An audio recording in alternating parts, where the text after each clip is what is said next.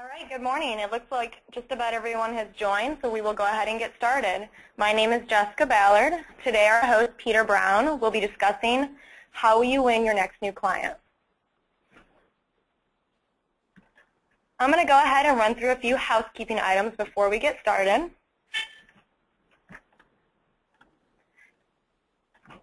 During today's webinar, you will be in listen-only mode, so no need to worry about any background noise on your end, but we will open it up for Q&A at the end of the webinar.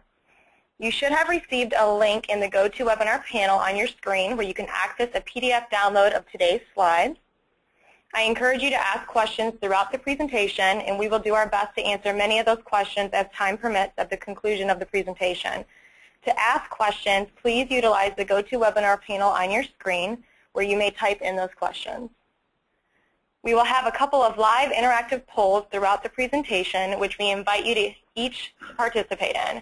This may be accomplished by simply utilizing your mouse to click on your respective selection. Next, I'd like to introduce SageWorks. For those of you that don't know, SageWorks is a financial information company that develops financial analysis solutions. Our data and applications are used by thousands of accounting firms and well over 600 financial institutions across North America. On your screen, you can see a couple of our awards. We were named to Inc. 500 list of fastest growing privately held companies in the U.S. We are also named Deloitte's Technology Fast 500. Finally, I would like to introduce our speaker. We're excited to have with us Peter Brown, who is a senior consultant at SageWorks. Peter brings experience in technology, business, and financial services into his role. Peter successfully navigated the challenges of running a small business in a competitive marketplace. At SageWorks, he uses his unique background to provide superior advisory services to SageWorks clients. All right, Peter, let's go ahead and begin. Great. Well, thanks everyone for joining. I'm really excited to be talking with everyone today. So as we're thinking about what it takes to win new clients, I think the first thing that we all have to do is consider really the crucial questions, the who's, the what, the when's, the where, why, and how. And really think about what is it that centers our whole discussion around marketing and business development. So at the center of our discussion really has to be the question why. Why are we going to be doing some new marketing? Why are we going to be doing some sort of business development? And when you come up with that why, then you're able to then come up with the who, the what, and the how. So when we think about some specific examples, some of those whys might look like, increasing market share, or maybe just getting your name out there. Maybe it would be introducing a new service offering. So, in the past you had only been doing tax work, and now you're looking to add, introduce the fact that you're doing some bookkeeping, maybe some payroll, or maybe you're actually venturing into, assurance work. As well, another specific goal might be, a new market. So rather than a new service, it might be something like, I want to reach out to a new client base. I want to reach out to doctors. I want to reach out to professional services. Or maybe I really have this great niche in manufacturing, and that's who I really want to target. And the last really crucial one would be a geographic location. So maybe I'm opening a new office on the other side of town, or maybe I'm merging with another CPA firm in a town on the other side of the state. And so we're going to be introducing this marketing initiative in order to reach a broader client base. And so really before you even start thinking about how you want to market to these prospective clients, you really have to come up with the why. That's really crucial. So as we go through some of this content, I want everyone to be thinking about, why do I really want to be doing this? Do I want to be, increasing my market share? Do I want to be, emphasizing a new service offering? What is it that's driving me to, do a targeted marketing or business development campaign here? So now that we've talked about the focal point, the question really has to transition into how do we get started? And I think that's really where the who comes in. So, as before we talked really about the why, the who is crucial to get started. who is going to be implementing this business development strategically within your firm. And kind of to help answer some of this, I think it's helpful to consider a study that came out recently. It's called How Buyers Buy. This study was conducted in, I believe, February of this year, and it polled both business owners as well as their CPAs and asked them the same questions, but from each person's perspective. So for the business owner, the question was, what are you looking for in your CPA firm? And to the CPA, the question was, what do you think the business owners want from us? And so when we look at some of these metrics throughout the webinar today, I want to put yourself in the shoes of your business clients. Try to think not just about what you would like, but what would the business owner like as well. And kind of keep that dual hat perspective as we're going through some of this content. So when we think in this context about the who, the question is, who is going to be implementing this marketing initiative? Well, in larger firms, typically we'll have a marketing director or a business development director. But for a lot of us here on the line, we might not have a designated role like that. So this is really going to be up to us within the practice. It's going to be up to the partners, the managers, the staff even, and sometimes even administrative staff to help kind of target the specific marketplace you're trying to reach. So from this survey that was performed, the first question and answer I think that we want to look at is why firms win new business in the final bidding stage. So the answers here you'll see in front of the screen are really only focused on, maybe you're a finalist in a bid for a new contract to win a new prospective engagement, and what is it that sets you apart in that final bidding stage? If we notice, the very first, by far #1 answer is better expertise and specialization. So I want to think about that in the context of your practice. Are you currently specialized? Are you really looking at a specific industry niche that makes you unique? Are you targeting that one industry that you are extremely successful with? Are you focusing on industries that you've seen good success with in the past, or that you know a lot of background about? Well, as well, also, so that would be kind of more of the specialization. As well, though, it's also the expertise. And that I like to think of kind of as more of the service offerings. So, for example, how technically expert are you at any specific service? Do you give a wide range of services and therefore you're jack of all trades and really expert at none? Or do you, within your firm, break up the different offerings by teams? Do you have teams who work on audits and then a different team who works on tax work? Do you have, some sort of specific expertise within the firm? And that's really crucial if you want to be able to differentiate yourself and show yourself to have better expertise and specialization within the prospecting process. So this is kind of the main point, actually, of a book called At the Crossroads. I encourage any of you guys who likes to read to pick up this book. A really exceptional read.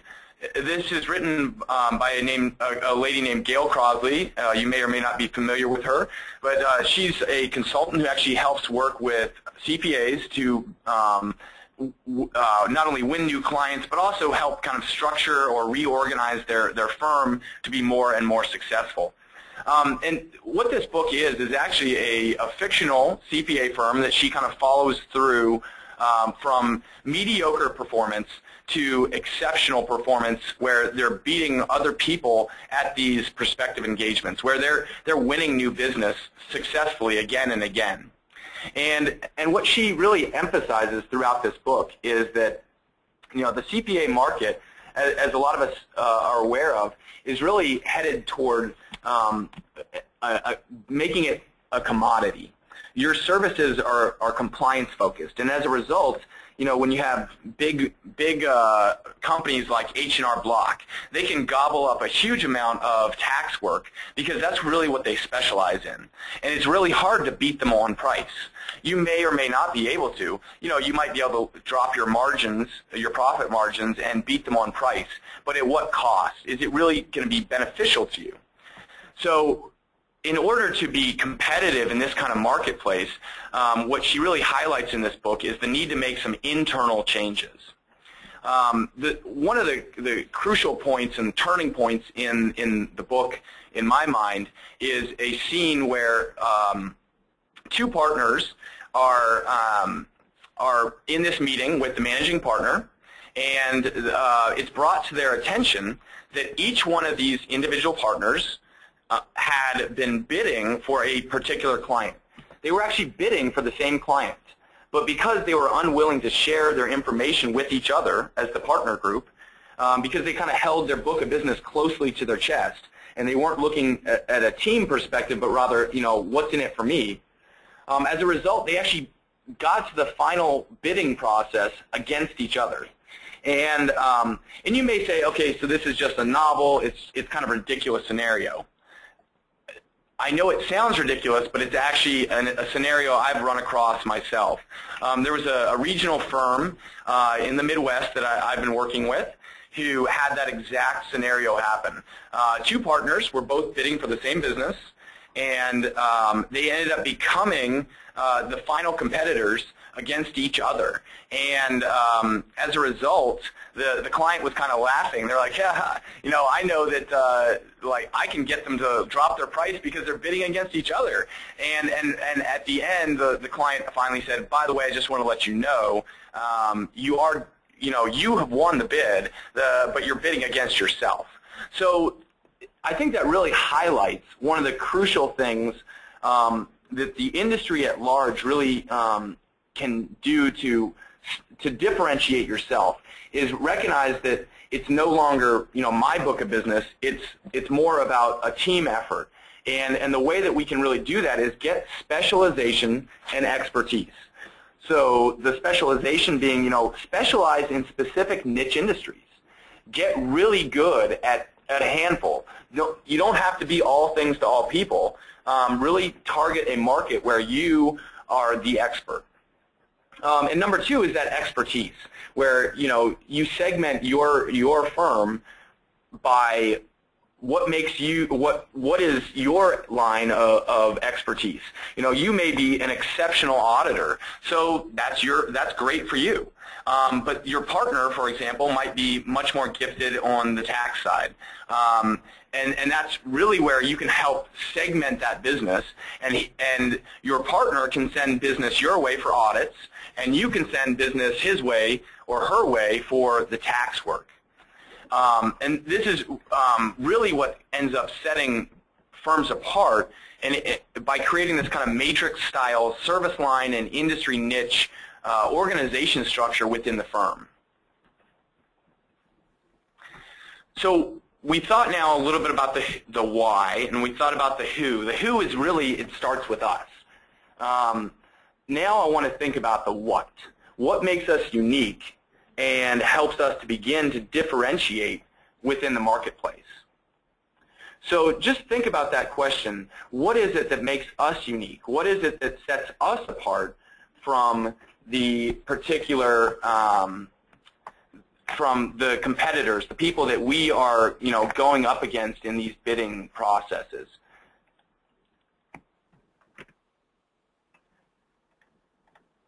So the question I want to ask here is, why do your clients go somewhere else? Why do your prospective clients go somewhere else? And as Jessica mentioned, we're going to have a short poll question here. All right. Our first poll question today is going to be, why do you think business owners choose a competitor?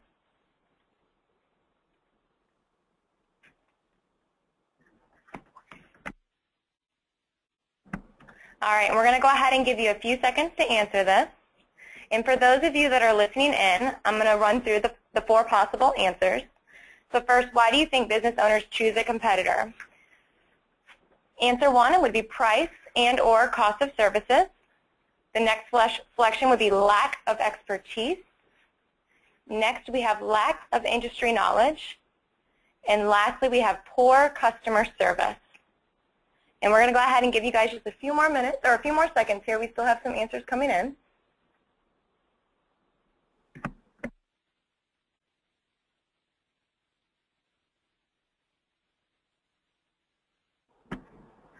All right, let's go ahead, and now we're going to release the results.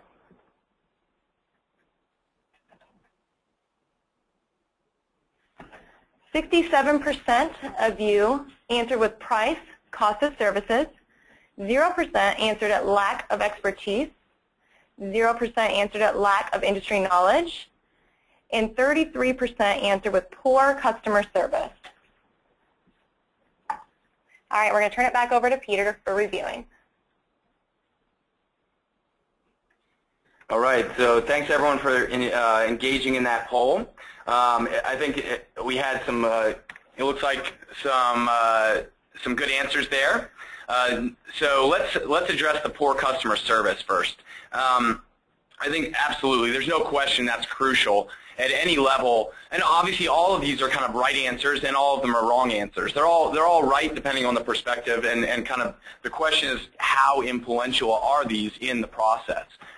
So from the perspective about poor customer service, there's no question that that if you give bad customer service, they're going to leave. But I would say for the most part, with the CPAs that I work with, I think across the board, CPAs are great as an industry. Very professional, very intelligent, very capable individuals, and ethical. So for the most part, I think that that's really across the board, a stereotype is most of you guys are really gifted at that aspect. So now let's think about the price or the cost of services. It's interesting, 67% of you all said price or cost of services. So that's actually the #1 reason that I get every time.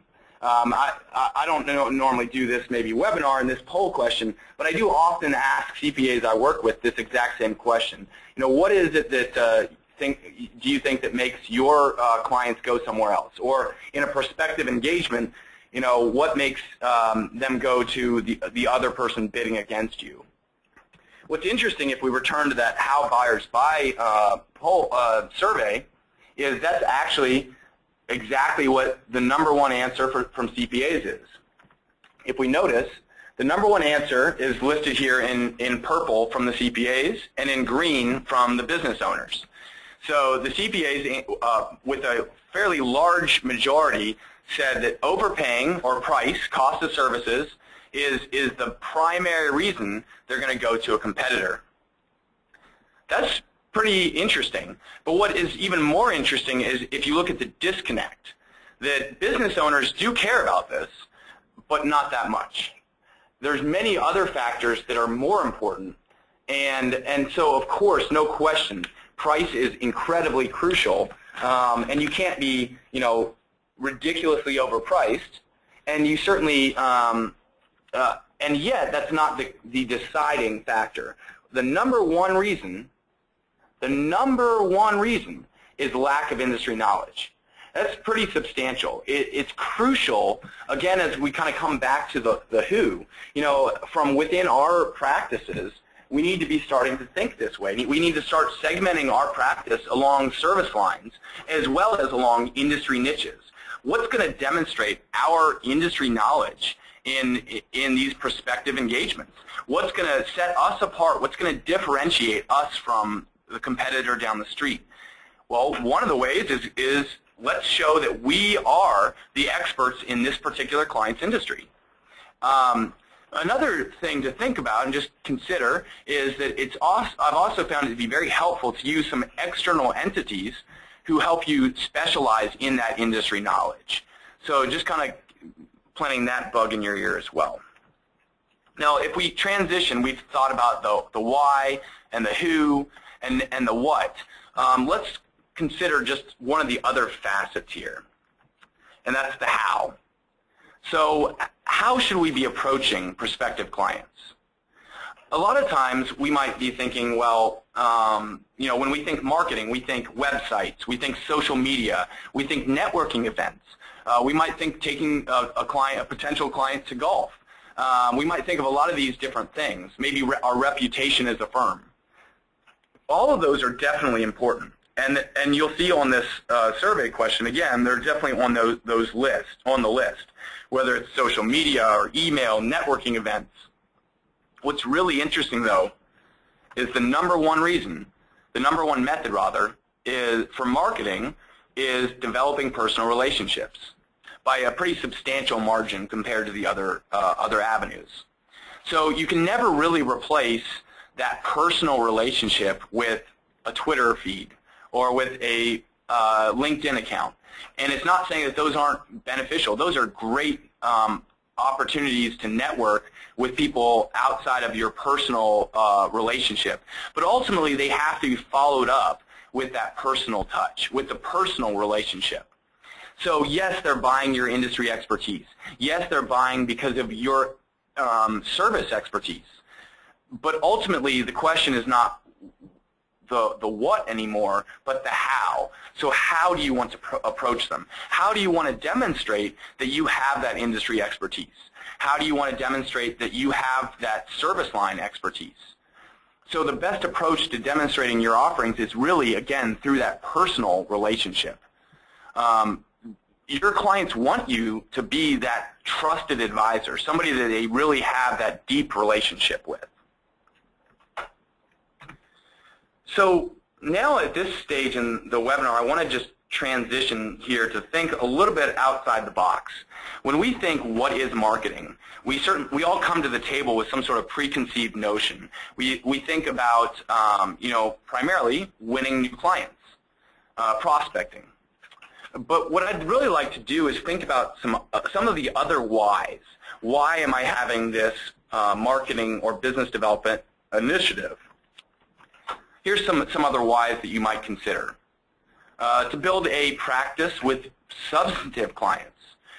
Maybe to change the structure or profile of your firm, in particular your client base.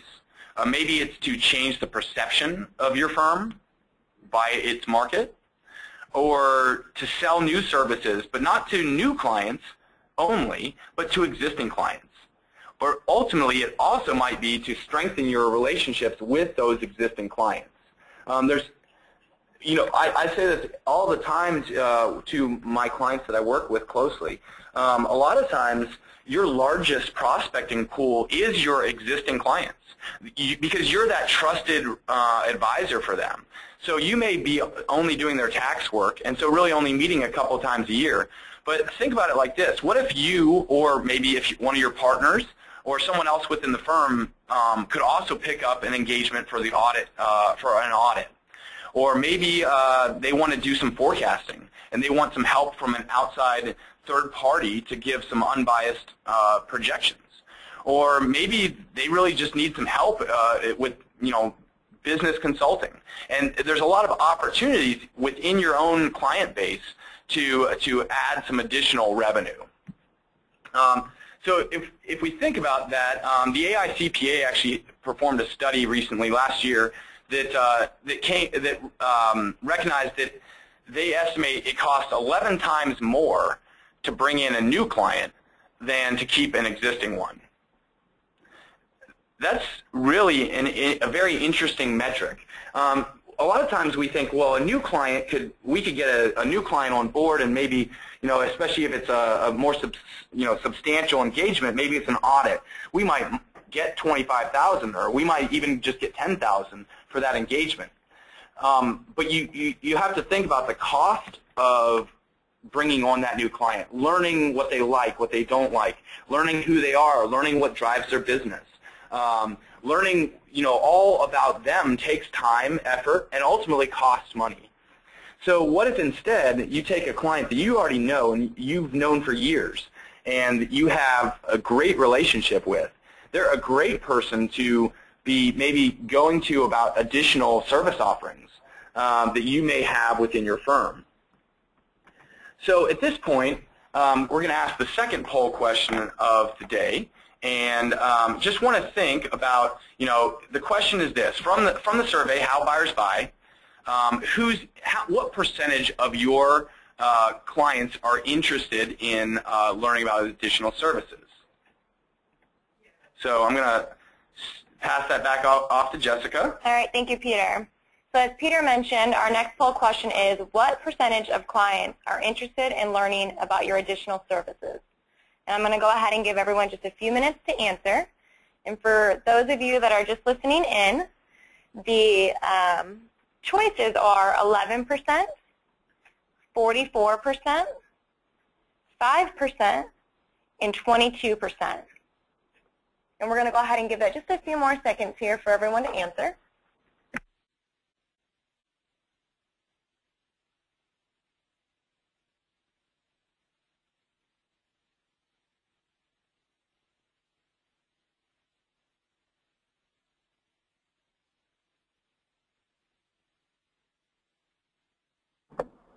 All right, it looks like we have all of the answers in. So Peter, go ahead and show the results here.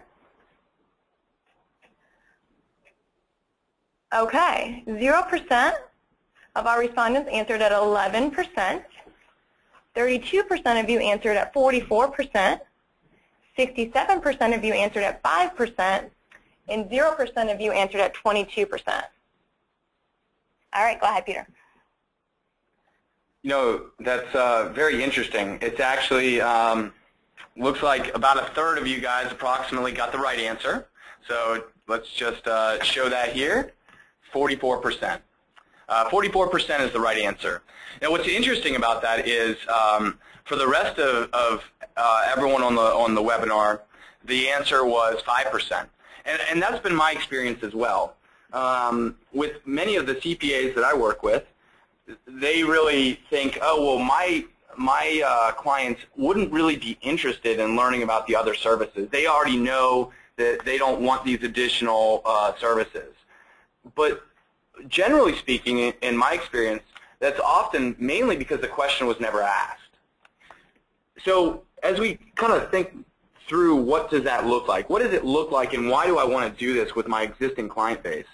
The first thing I want to pull up here is from a Alan Colton survey that was performed and a study that was done.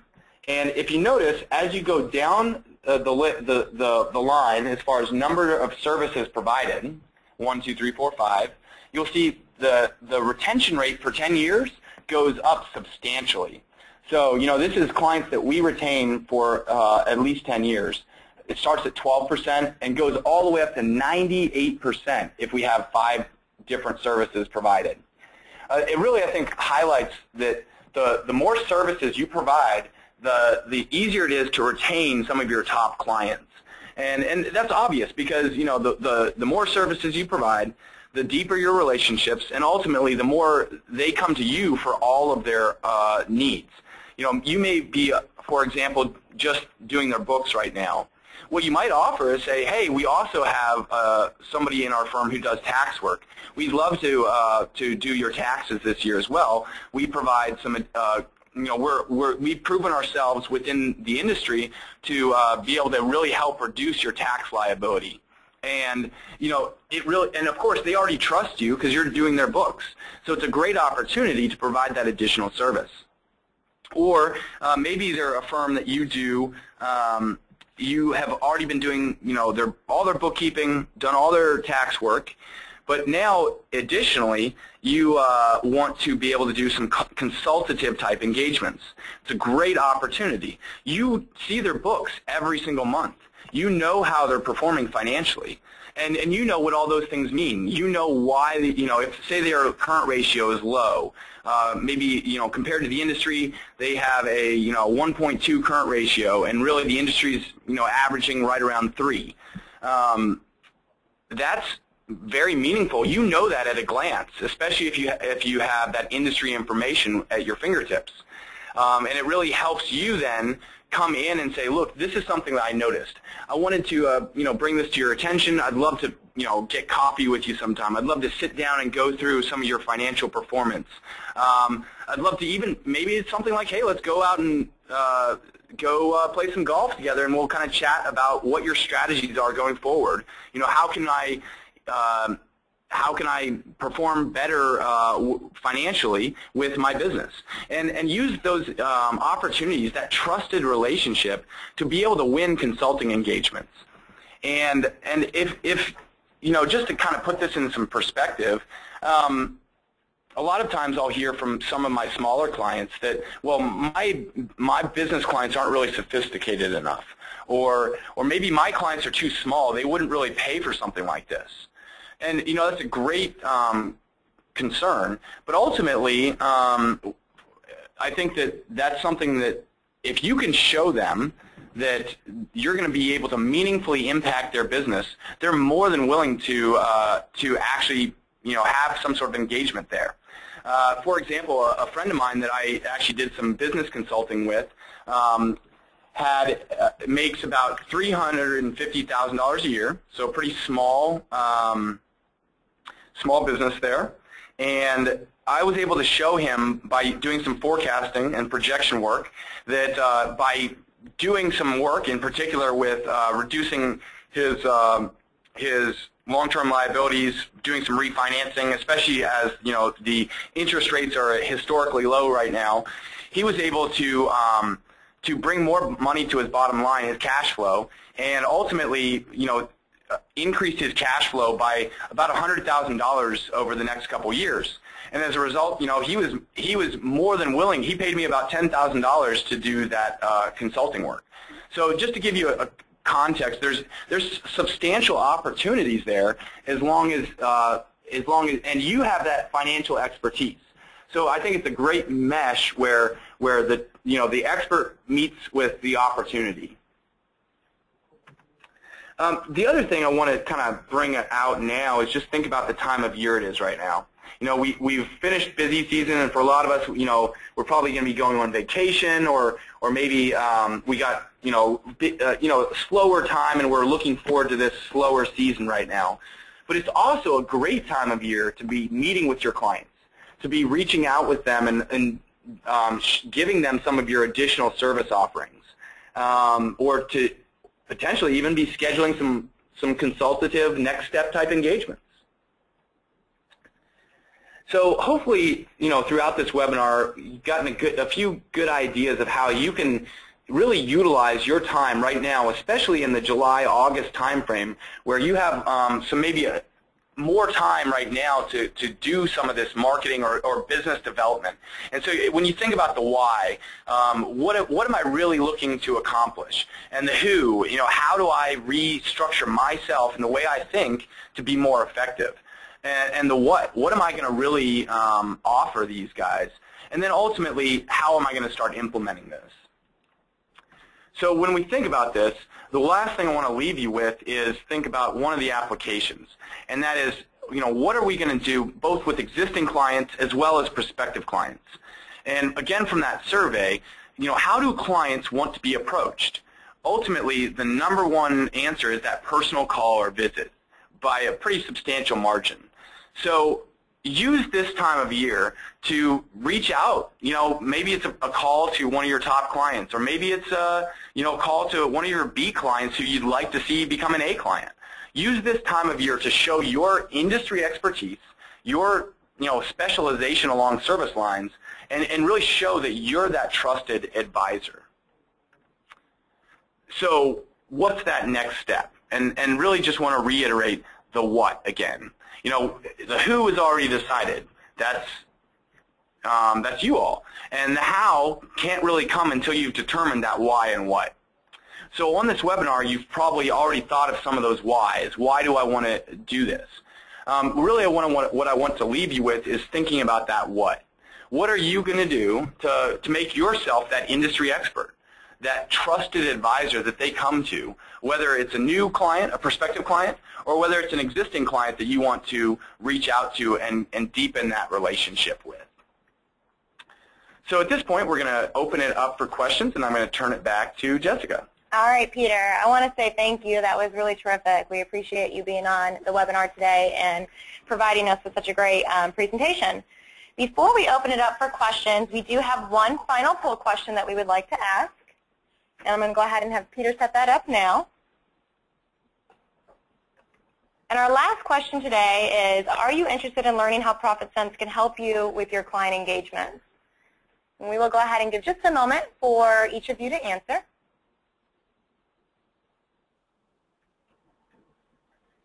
All right, looks like we still have some responses coming in, so we'll give it just a few more seconds here, and then we'll go ahead and get it turned over to Q&A.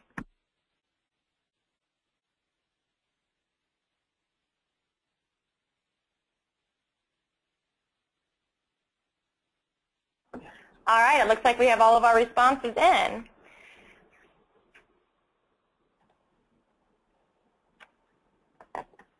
Okay, again, I want to thank everybody for joining today.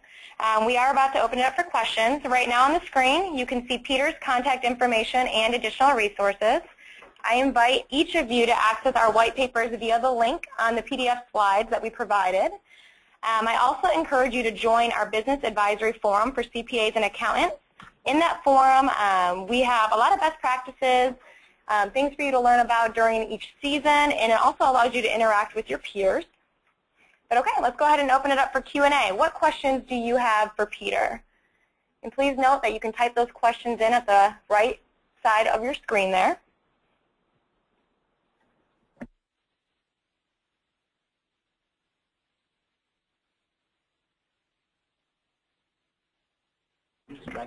All right, it looks like we have just about one or two here. Let me give it just another minute.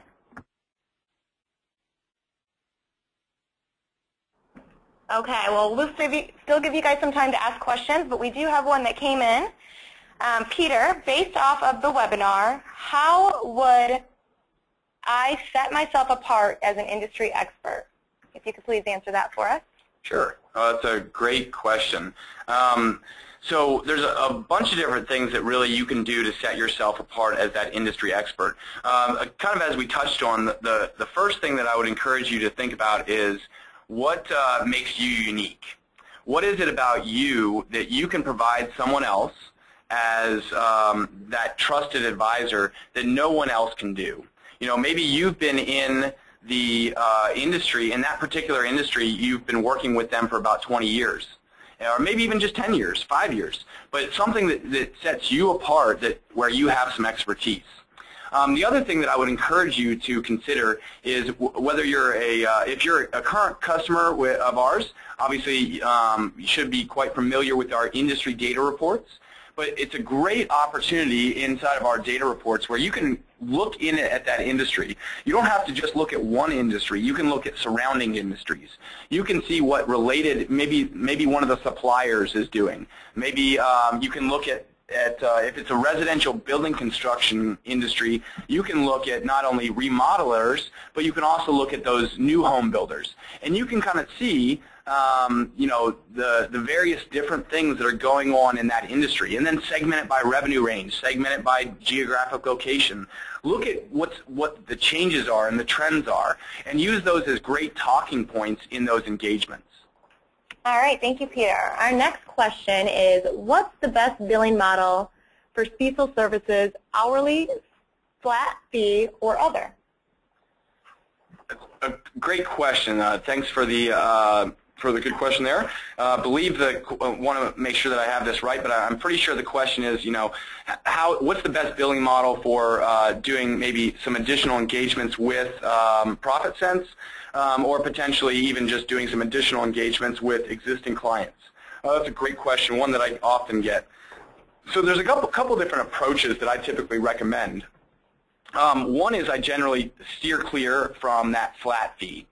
I typically recommend doing some sort of hourly billing rate. So first off, I would say hourly. However, that's really, in my opinion, not the ideal scenario. The ideal scenario is a type of billing model that's called value billing, and you may or may not be familiar with that. I would encourage anyone on the webinar today to look that up, to do some research on value billing and whether or not that might be right for you.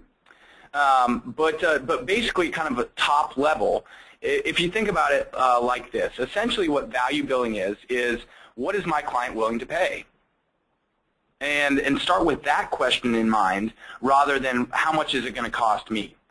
So if, for example, the scenario with my friend who I did some consulting work with, you know, he was able to save about $100,000 in cash flow.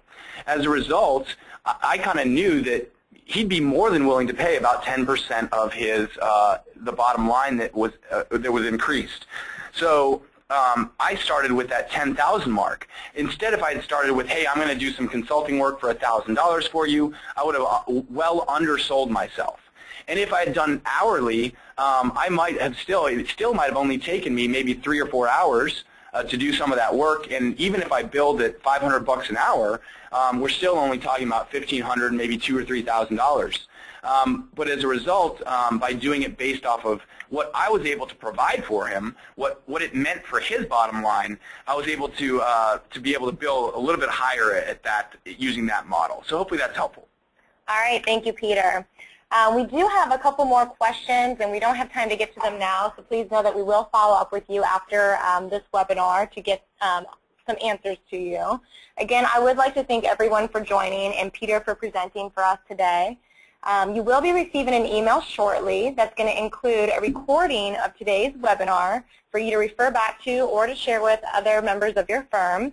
Again, if we didn't get to your question just now, we will follow up with you shortly.